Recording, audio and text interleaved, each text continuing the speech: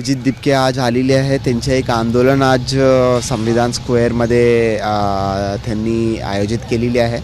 ते आता एअरपोर्टला आलेले आहे आणि इकडे एक हॉटेलमध्ये ते थांबलेली आहे. तो त्यांच्या सिक्युरिटी ते जयपूरच्या घटनामुळे आम्ही थोडं सिक्युरिटी वाढवून बंदोबस्त ठेवलेली आहे. संविधान स्क्वेअरमध्ये पण बंदोबस्त ठेवलेली आहे आणि त्यांना पण नोटीस इश्यू केलेली आहे की असा तुम्ही अननेसेसरी इश्यू करू नका म्हणून.